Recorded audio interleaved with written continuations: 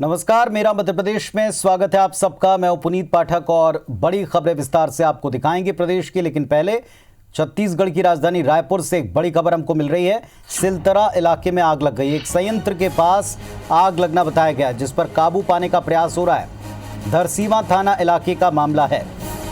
तो बड़ी खबर इस वक्त की, आग पर काबू पाने की कोशिश जारी है लगातार। देखें आप कितनी भीषण आग है। एक संयंत्र के नजदीक आग लगी है। सिलतरा इलाके में आग लगी है और इस पर काबू पाने का प्रयास जारी है। धरसीवां थाना इलाके का मामला है। हमारे सहयोगी तहसीन जैदी जुड़ गए हमारे साथ। जी तहसीन, क्या अपडेट है? देखिए पुनीत जी, ये एक बड़ी आग है। ये सिलतरा इलाके में गोदावरी इस्पात है, वहां पे ये आग लगी है। और उसका जो टैंकर बताया जा रहा है जिसमें तेल भरा हुआ था, अभी हालांकि तेल के बारे में क्लियर नहीं हुआ, लेकिन ये बताया जा रहा है कि कोई लिक्विड था उसमें और उसमें आग लगी है अचानक। लेकिन अभी हालांकि आग के लगने के कारणों का खुलासा नहीं हुआ है। लेकिन जैसे ही खबर लगी है तो दमकल की जो टिकरापारा स्थित फायर स्टेशन है वहां से 2 गाड़ियां, उसके अलावा जो उर्ला इंडस्ट्रियल एसोसिएशन की जो कई गाड़ियां जो है फायर की, वो मौके पर पहुंची है। साथ ही जो प्राइवेट दमकल की गाड़ियां हैं वो मौके पर पहुंची है और वहां पे ये आग बुझाने का प्रयास किया जा रहा है। पुनीत जी, वहां पे आग इतनी भीषण है कि आसपास जो रिहायशी इलाका है वो काफी दूर से देखी जा रही थी और उसमें एक जोरदार ब्लास्ट हुआ है। जैसा कि हमारे दर्शक देख पा रहे हैं कि काफी जोर का एक ब्लास्ट हुआ है, जिससे कि आसपास के इलाकों में दहशत फैल गई है। अभी हालांकि वहां के इलाके के जो टीआई हैं उनसे बात हुई तो अभी तक उसमें किसी के हताहत होने की खबर नहीं है। लेकिन अभी उनका ये कहना है कि जैसे ही ये आग पे काबू पाया जाएगा, थोड़ा सा संतुलन में आएगी आग, तब समझ में आएगा। क्योंकि वो जो समय था जिस समय ये आग लगी और जो ब्लास्ट हुआ है वहां पे शिफ्ट पे काम हो रहा था, कई लोग वहां काम कर रहे थे। अभी हालांकि किसी तरह की हताहत होने की जो खबर है वो फिलहाल नहीं है, लेकिन वहां पे ये जरूर बताया जा रहा है कि वहां पे मजदूर लोग काम कर रहे थे और ये ब्लास्ट हुआ और आग लगी है। अभी फिलहाल जो है आग लगने के कारणों का खुलासा नहीं हुआ है और दमकल की और धरसीवां थाना पुलिस जो है वो वहां पे मौके पे पहुंची है। एसडीआरएफ की टीम भी अभी वहां पे पहुंच रही है, निकल चुकी है। लेकिन एक बड़ी खबर ही निकल के आई है, एक बड़ी घटना सामने आई कि सिलतरा इलाके में जो गोदावरी इस्पात का जो टैंकर था जिसमें कुछ लिक्विड था, उसमें ब्लास्ट हुआ है और उसे आग काफी दूर से देखी जा रही है और काफी बड़ी आग लग गई है। जी तहसीन, ये जो धमाका है, धमाके से आग और आग के बाद में जो धुएं का गुबार है, ये साफ करता है कि एक भयंकर हादसा यहाँ पर हुआ है और एक भीषण ब्लास्ट हुआ है। इस भीषण ब्लास्ट में जो नुकसान हुआ इसके बारे में पूरा तो बाद में पता चलेगा, लेकिन फौरी तौर पर क्या इसकी वजह है और काफ़ी दूर से ये दिख रहा है, तो क्या ये पूरी तरह कंट्रोल हो गया, ये बड़ी चिंताएं रहेंगी? नहीं, देखिए अभी क्या है, वहाँ पे काफी अफरा तफरी का माहौल है। चाहे पुलिस हो, दमकल के कर्मचारी हो, जो भी वहाँ मौके पे हैं, अभी फिलहाल प्रारंभिक जानकारी दे पा रहे हैं।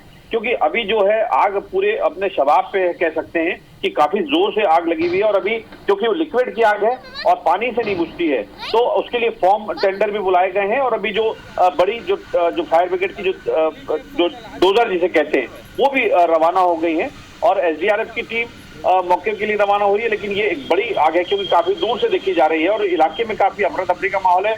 और जिस तरीके से रिहायशी इलाका है आसपास जो फैक्ट्री के, वहाँ मजदूरों के परिवार रहते हैं, जो लोग बाग हैं फैक्ट्रीज में जो काम करने वाले वहाँ लोग रहते हैं, गांव है, तो काफी दूर से आग दिख रही है और काफी जो बड़ा धुआं जो वहाँ पे गुबार एक उठा है उससे लोगों को सांस लेने में भी काफी दिक्कतों का सामने की खबर हमारे पास आ रही है।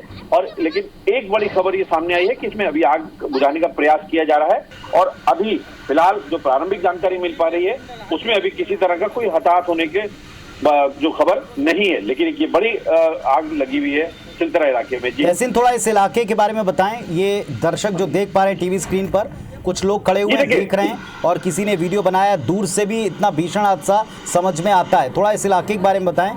देखिए, इस इलाके के बारे में अगर बात करते हैं तो ये गोदावरी इस्पात जो है वो एक काफी बड़ी फैक्ट्री है और सिलतरा इलाके की एक काफी बड़ी फैक्ट्री और काफी बड़े एरिया में फैली हुई है। और इसके आसपास दीगर जो फैक्ट्रियां हैं और उसके बाद जो है वो काफी रिहायशी कॉलोनियां हैं, काफी बस्ती है जो मजदूरों की। वहां पे जैसा कि हमारे दर्शक इसमें देख पा रहे हैं कि जिस तरीके से वहां जो स्थानीय लोगों ने भी वहां वीडियो बनाया और जिस तरीके से वो काफी घबराए हैं जब ब्लास्ट हुआ है, तो इससे साफ अंदाजा लगा सकते हैं कि आग कितनी भीषण थी और विस्फोट कितना भीषण था। जो काफी दूर से इसको लोग देख पा रहे थे और उसको महसूस कर पा रहे थे। लेकिन देखिए अभी तक फिलहाल जो है किसी तरह की हताहत होने की खबर अभी फिलहाल प्रारंभिक जानकारी जो मिल रही है उसमें अभी नहीं है। लेकिन वहां पे अभी इस बात का प्रयास किया जा रहा है कि अंदर कौन थे, कितने लोग थे। पुलिस और जो फैक्ट्री प्रबंधन है उनके साथ में दमकल के कर्मचारी जो हैं वो भी उसमें जो आग बुझाने के प्रयास में जद्दोजहद में जूझ रहे हैं वहां पे। और अभी जो है फिलहाल जो है आग जो है अपने पूरे शबाब पे और काफी तेज आग है। और उसको क्योंकि वहां इतनी तपिश है, क्योंकि ऑयल किसी लिक्विड का टैंकर था, वहां जो है वहां पहुंच पाना काफी मुश्किल है दमकल के कर्मचारियों का। फिर भी वो आग बुझाने का प्रयास किया जा रहा है। अभी वहां पे जैसे कि अभी जस्ट हमारे पास एक खबर आई है कि अभी कम से कम 6 गाड़ियां जो हैं वो दमकल की वहां पहुंच चुकी हैं और जो फॉर्म टेंडर हैं वो भी वहां अभी पहुंच रहे हैं। तो कुल मिला के कह सकते हैं कि अभी आग बुझाने के प्रयास जारी हैं दमकल के, और जो फैक्ट्री प्रबंधन है और वो धरसीवां थाना पुलिस है वो अभी वहां मौके पे मौजूद है। जी तहसीन, ये तस्वीरें ही अपने आप में बताने के लिए काफ़ी हैं कि कितना भयंकर विस्फोट था, कितना बड़ा ये हादसा हुआ है। 6 गाड़ियां दमकल की पहुंची हैं, साथ में फोम वाली गाड़ियां भी पहुंचाई गई हैं। दूर से लोग दहशत में, अफरा तफरी का माहौल है। जनहानि की फिलहाल खबर नहीं है, लेकिन जिस तरह का विस्फोट, जिस तरह का हादसा है, इसमें किसी भी आशंका से इनकार भी नहीं कर सकते हैं। बहुत शुक्रिया तहसीन आपका, वापस आपसे अपडेट लेंगे। एक्सक्लूसिव तस्वीरें दिखा रहे हैं रायपुर के सिलतरा की, जहाँ पर एक संयंत्र के नज़दीक आग लगी है। एक टैंकर में विस्फोट हुआ है, लिक्विड का टैंकर था। इसके भीतर क्या था और किस तरह ये आग लगी ये फिलहाल स्पष्ट नहीं, लेकिन पूरा प्रयास अभी आग पर काबू पाने को लेकर हो रहा है। अभी पब्लिक एक्शन डला दी, देख ले। चलिए मध्य प्रदेश की खबरों पर आते हैं। पत्थरबाजों को सख्त सजा देने के नए कानून पर सुनवाई के लिए ट्रिब्यूनल का गठन होगा और इसमें समय भी तय होगा। ट्रिब्यूनल केस का फैसला कितने दिन में करेगा। इस नए कानून का ड्राफ्ट तैयार हो चुका है, इसे अंतिम रूप दिया जा सकता है। इसके बाद कानून को कैबिनेट में लाया जाएगा। ड्राफ्ट के मुताबिक यदि सामूहिक रूप से पत्थरबाजी होती है और अगर किसी सरकारी संपत्ति को नुकसान पहुंचाया जाता है तो उसकी वसूली सामूहिक तौर पर ही होगी। धार्मिक स्थल पर खड़े होकर या महिला बच्चों के पीछे से अगर कोई पत्थरबाजी करता है तो उस जगह को राजसात कर लिया जाएगा। मध्य प्रदेश में बजट सत्र में सरकार इस कानून को पास करवा के अमल में ला सकती है।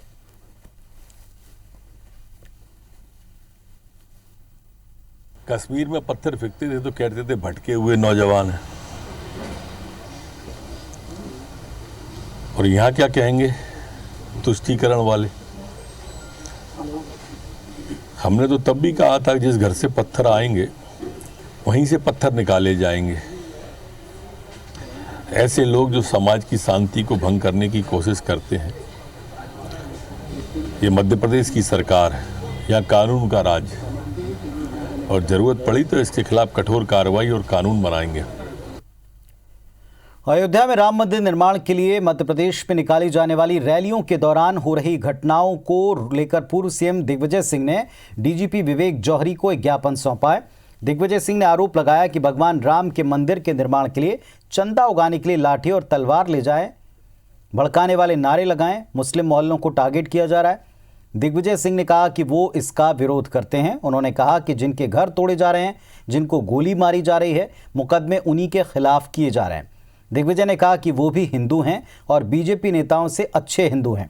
उन्होंने कहा कि सरकार ने इस तरह की घटनाओं पर रोक नहीं लगाई तो मुझे जो करना है वो कार्रवाई करूंगा। उन्होंने कहा कि जब वो मुख्यमंत्री थे तब बाबरी मामला हुआ था, लेकिन प्रदेश में एक भी दंगा नहीं होने दिया। दिग्विजय सिंह के बयान पर पलटवार करते हुए सीएम शिवराज सिंह ने कहा कि जिनके शासन में रोज तनाव की घटनाएं हुआ करती थी वो आज हमें पाठ पढ़ा रहे हैं। उन्होंने कहा कि माफिया के खिलाफ सख्त कार्रवाई होगी। दिग्विजय तो क्या, कोई भी आ जाए इन कार्रवाइयों को रोक नहीं पाएगा। भगवान राम के मंदिर के निर्माण के लिए, चंदा उगाने के लिए मोहल्लों में हथियार, लाठी, तलवार, भड़काने वाले नारे और विशेषकर टारगेट किया जा रहा है मुस्लिम मोहल्लों को,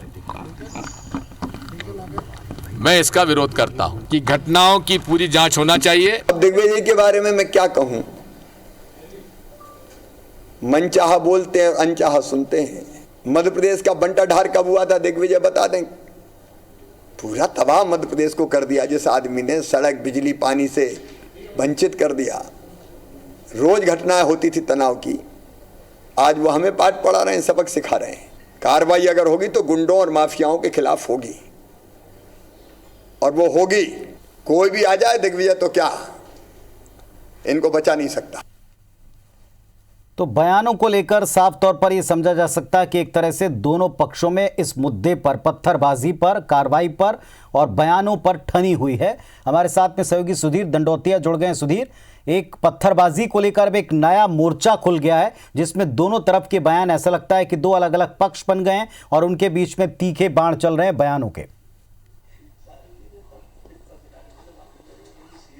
देखिए पुनीत, बिल्कुल निश्चित तौर पर अगर बात की है तो पूरे देश में राम मंदिर के निर्माण को लेकर धन संग्रह का कार्यक्रम जो संघ के द्वारा चलाया जा रहा है, उसमें मध्य प्रदेश के अंदर 3 जगह से पत्थरबाजी की घटना आई थी। और निश्चित तौर पर कहीं ना कहीं ये पूरा जो मुद्दा है राम मंदिर का, ये संघ के कोर एजेंडे में शामिल है। और ऐसे में इस धन संग्रह के कार्यक्रम में जो व्यवधान उत्पन्न हुआ, उसके बाद में कहीं ना कहीं RSS के पदाधिकारियों की नाराजगी देखने को मिली और उसके बाद में सख्ती जो है वो मध्य प्रदेश सरकार की देखने को मिल रही है। और यही एक बात है कि पत्थरबाजी के खिलाफ जो है कानून बनाने की बात मध्य प्रदेश सरकार ने कही थी, उसके बाद में ट्रिब्यूनल बनाने की बात कही जा रही है जिससे समय सीमा के अंदर ऐसे मामलों का निपटारा किया जा सके। और इस पूरे मामले पर सियासत भी गर्माती हुई नजर आ रही है। आज पूर्व मुख्यमंत्री दिग्विजय सिंह न केवल मुख्य सचिव से उन्होंने मुलाकात की, बल्कि प्रदेश के DGP को भी उन्होंने ज्ञापन दिया और साफ तौर पर कहा कि धन संग्रहण को लेकर डराने का एक माहौल जो है वो तैयार किया जा रहा है। पर लेकिन सरकार का रुख किस तरीके से रहने वाला है, ये मुख्यमंत्री शिवराज सिंह चौहान ने पूरी तरीके से स्पष्ट कर दिया।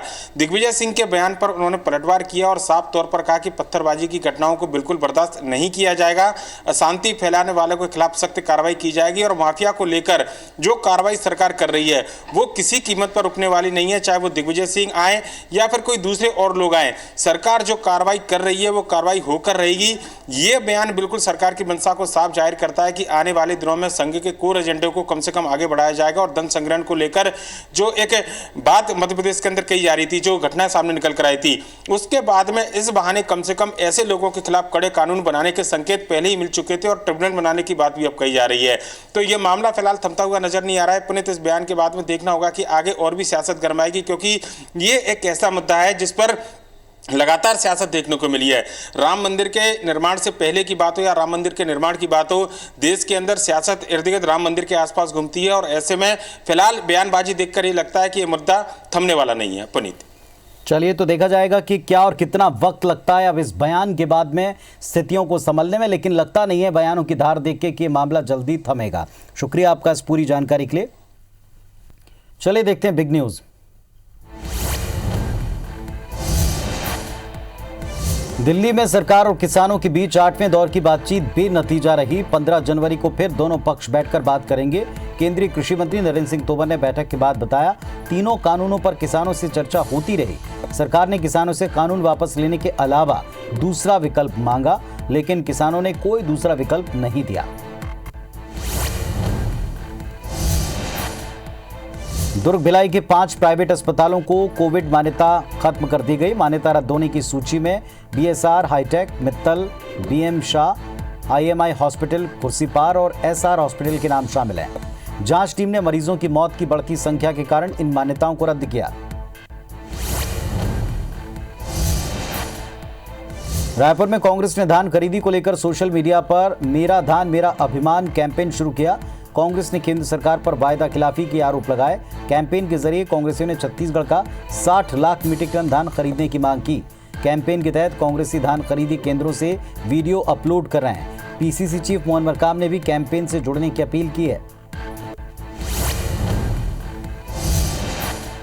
ग्वालियर के देसी कलारी में महिला को बंधक बनाकर दुष्कर्म की घटना हुई। वहीं दुष्कर्म का आरोप इलाके के सेल्समैन पर लगा। शिकायत महिला ने थाने में दर्ज करा दी। पुलिस ने आरोपी सेल्समैन को गिरफ्तार किया। इस मामले की जांच जारी है।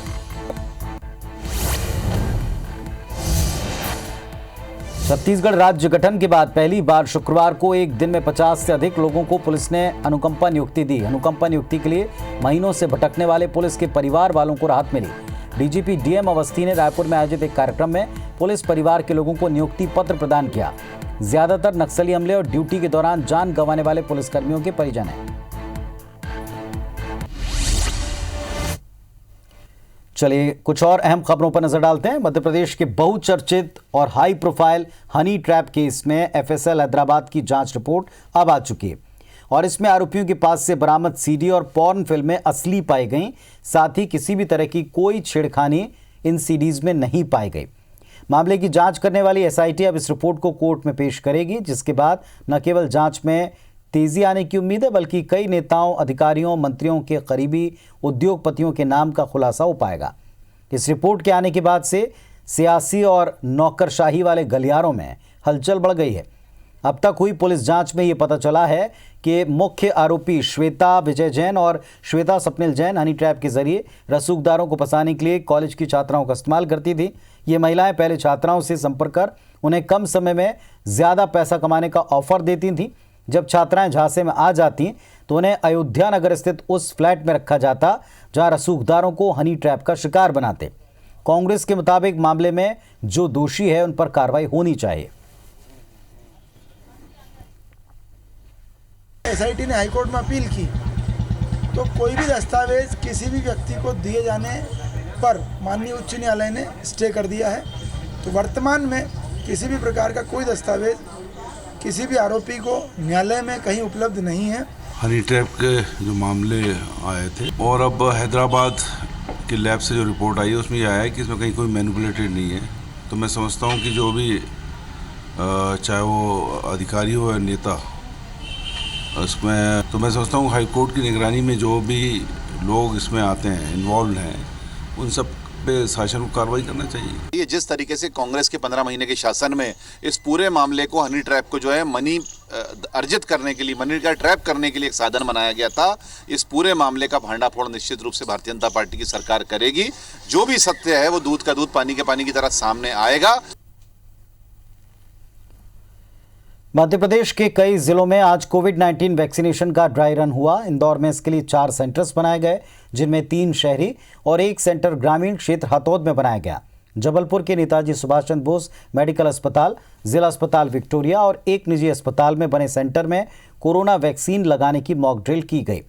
ग्वालियर में कोविड-19 वैक्सीन का ड्राई रन हुआ। गजरा राजा मेडिकल कॉलेज, भितरबार सामुदायिक स्वास्थ्य केंद्र और एक निजी अस्पताल में ड्राई रन हुआ है। सिंगरौली में टीकाकरण का ड्राई रन किया गया। एएनएम ट्रेनिंग सेंटर में आयोजित ड्राई रन में एक व्यक्ति को वैक्सीन लगाने का एवरेज समय लगभग 5 मिनट से कम का लग रहा है। वहीं धार में भी ड्राई रन किया गया। इस दौरान स्वास्थ्यकर्मियों को वैक्सीन लगाने का डेमो प्रदर्शन किया गया है। 25 कोरोना योद्धाओं पर ट्रायल हुआ है। छतरपुर के मिशन हॉस्पिटल में ड्राई रन किया गया। ड्राई रन के लिए स्वास्थ्य विभाग ने पूरी तैयारियां की थी।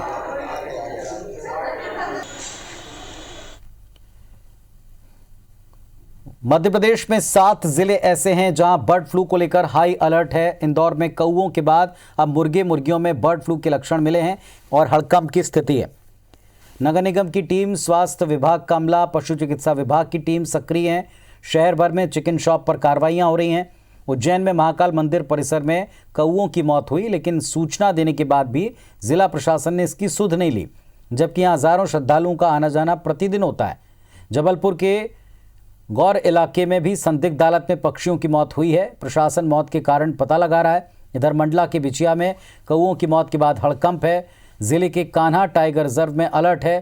कान्हा टाइगर रिजर्व में सैकड़ों प्रजातियों के पंछी जो हैं उनके पार्क में संवेदनशील इलाके को देखा गया। वहीं हरदा के साथ हंडिया में भी पक्षियों की मौत हुई है, जिससे इलाके में दहशत है। प्रशासन ने सैंपल्स कलेक्ट किए, भोपाल भेजे हैं। इधर निवाड़ी जिले की पृथ्वीपुर तहसील के सोरका गांव में करीब 1 दर्जन से अधिक काली चिड़िया और कौओं की मौत हुई है। इलाके में हड़कंप मचा है। प्रशासन मौत की क्या वजह है इसकी जांच कर रहा है।